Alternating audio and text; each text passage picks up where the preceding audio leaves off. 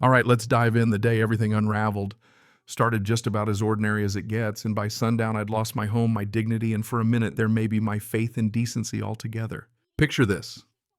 I roll back into my lakeside cabin, gravel crunching under the old truck air, sharp with that late September chill, the leaves gold as treasure. I'm tired, sure, but mostly happy 2 weeks in Portland, celebrating my daughter Emma's nursing graduation, feeling like things were finally looking up. I'm already thinking about coffee on the porch, maybe a quiet evening, just the lake and the wind for company. Everything looks just the way I left it. Shutters closed, firewood stacked, nothing out of place. I grab my duffel head for the steps, fish my key from my pocket, slide it into the lock. But it won't turn. Feels wrong, like I'm trying the door to a stranger's house. I pull the key out, double-check, try again. Still nothing. That's when a voice hits from behind, calm and cold as the lake in December. You can stop trying, Patrick. That lock's been changed. There she is, Catherine Stewart, president of the Silver Creek Homeowners Association, standing on my porch, arms folded, this half smirk on her face, like she's been waiting all her life for this exact moment. "This is my cabin," she says, waving a folded document like a badge. Per bylaw 12.4, failure to maintain assessment payments results in forfeiture. You were notified by certified mail. Didn't respond, so as of September 1st, this property reverted to HOA ownership. I have the deed right here. Now my gut's sinking fast. 30 years, 30 damn years I'd owned this place, built half of it myself. Every summer, every memory of my late wife Sarah, my kid learning to swim in that lake, all wiped out with a piece of paper and a legal technicality I never even heard of. I tell her there's no way I paid every bill, never got any letter. She shrugs, honest to God, just shrugs like she's brushing lint off her shirt. Not my problem if you don't check your mail. Hands shaking, I pull out my phone. I'm calling my lawyer, I say. Catherine just gets this gleam in her eye. Go ahead, but right now you're trespassing on HOA property. Leave voluntarily or I call the sheriff. I ask if she's serious, and she starts dialing right in front of me, telling the sheriff there's a trespasser at 347 Lakeview Drive. I'm the owner now, she says, her voice carrying across the yard. The legal owner. He needs to be removed immediately. And there it was, that gut punch. I look across the street and my neighbor's just standing there with his phone out, recording like he's watching a soap opera, not the man he's known for years being thrown out of his own home. 10 minutes later, Deputy Sheriff rolls up, lights flickering. He checks our IDs, looks at both deeds, mine old and faded, hers shiny and official looking with all the stamps and seals. He takes his time, but the conclusion's the same. This is a civil property dispute. I can't make a determination here. You'll need to file a motion with the court. But ma'am, since you're presenting documentation of current ownership, I'm going to have to ask sir to leave the property. That was it. No argument, no recourse. Just turn around and walk away. My hands are still shaking as I head back to the truck, the neighbor still filming Catherine, watching me every step. In the bed of my truck, 3 boxes. My boxes labeled in Catherine's neat handwriting. Removed per bylaw 12.4. She'd already packed up my life like it was nothing. As I lift the last one, something falls from my jacket pocket. A red USB drive label, SCS 4PB password. Looks like a clue maybe, or a warning. Plug it into my laptop and there it is, a password prompt. I try Sarah Emma Silver Creek. Nothing. Device warns 2 attempts left before it locks for good. That night, I find myself in a diner explaining all this to Fisher, the property lawyer my buddy Tom recommended. He doesn't even blink at the fake deed. Just points out the tells, says we'll file an emergency restraining order Monday morning. Textbook fraud, he calls it. I'm halfway relieved, halfway numb. I slide over my card, tell him whatever it costs. Things only get weirder from there. Next morning, a demand letter from Catherine's lawyer arrives, claims I owe nearly $3,000 for supposed fees and back assessments with invoices for work I never requested.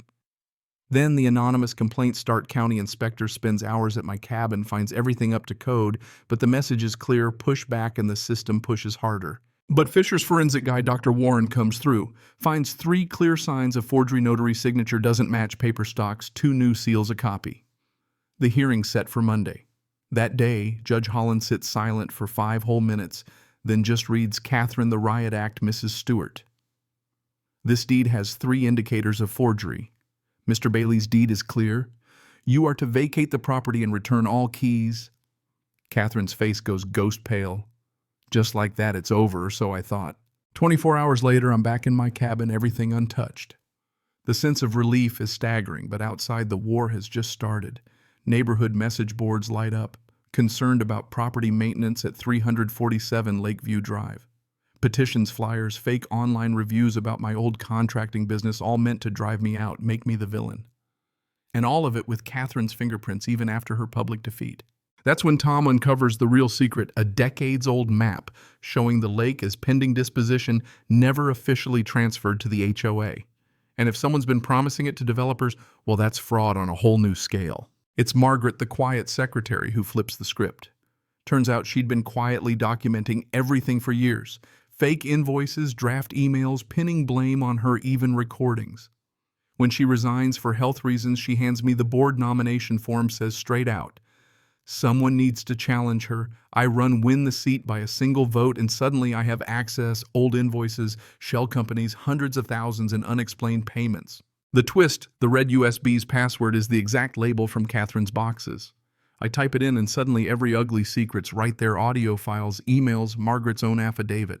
She'd been documenting Catherine for 3 years, waiting for the right person to trust. At the next board meeting, 150 people packed into the community center, camera live streaming. I lay it all out, fake deed embezzlement plans to sell the lake. I play the recordings. Catherine's voice in her own words, plotting with her lawyer. The room erupts. Margaret stands up, confesses to her secret role, shows everyone how Catherine planned to throw her under the bus.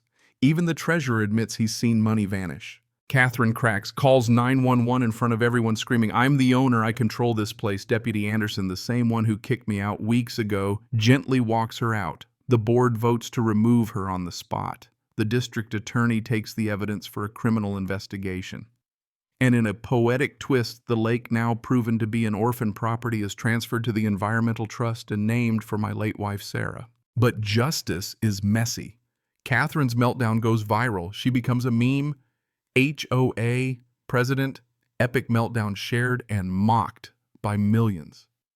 And for all the cheers of karma, there's a cold, uncomfortable truth. Watching someone unravel, even when they deserve it, doesn't feel as good as you might think. Months later, I see her in the grocery store, and she's just human, tired. She tells me therapy's helping, that the viral video ruined her, but maybe saved her too. Asks why I'm kind after all she did. I tell her the truth. I wanted justice, not humiliation. Everyone's a person, even when they make themselves your enemy. That's the real lesson, the one that comes.